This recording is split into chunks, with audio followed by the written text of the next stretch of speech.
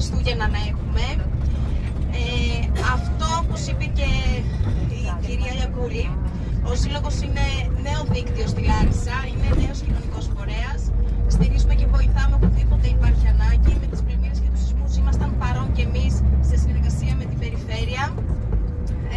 Και από τη στιγμή που μας έγινε η πρόταση να παρευρεθούμε και εμείς σε αυτή τη γιορτή στο Δαμάσι, να δώσουμε λίγο χαρά στα παιδιά και στους ανθρώπους αυτούς, ήταν αναμενόμενο να δεχτούμε με μεγάλη μας χαρά και να προσφέρουμε οτιδήποτε μπορούμε κι εμείς για να φέρουμε λίγο το χαμόγελό τους στα χείλη. Ας ελπίσουμε να το καταφέρουμε όλοι μαζί. Ευχαριστούμε πολύ για την πρόσκληση. Καλά Χριστούγεννα και καλές γιορτές μέρα.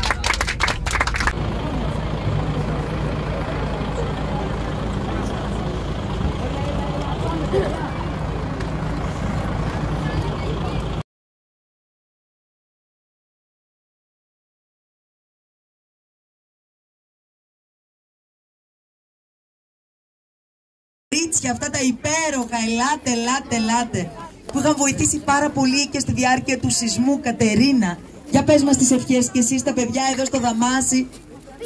Καλημέρα και από εμάς. Η εθελοντική ομάδα Νεανική Αρρωγή βρίσκεται σε εσάς εδώ. Θα ευχηθούμε χρόνια πολλά, υγεία, ευτυχία και του χρόνου να είστε στα σπίτια σας.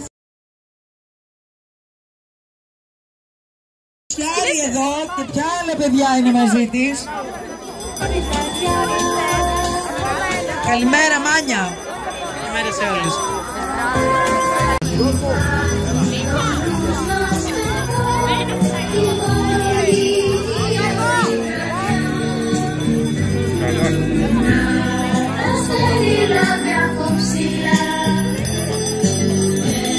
Και τώρα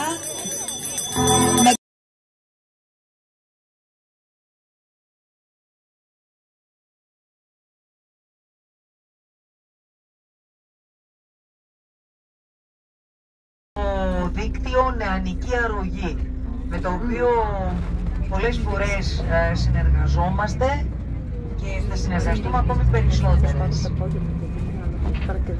Εμείς, όντας ένας σχετικά καινούριος σύλλογος, προσπαθούμε ακόμη να εγκληματιστούμε στα νέα δεδομένα και στον τρόπο δράσης με την κάθε μέθοδο που μπορούμε να βοηθήσουμε.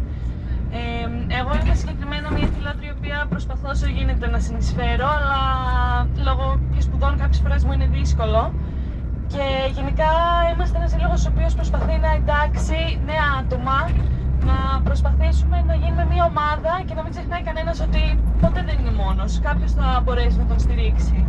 Σε κάθε περίπτωση η σημερινή εμπειρία ήταν κάτι το οποίο μας γέμισε απίστευτα.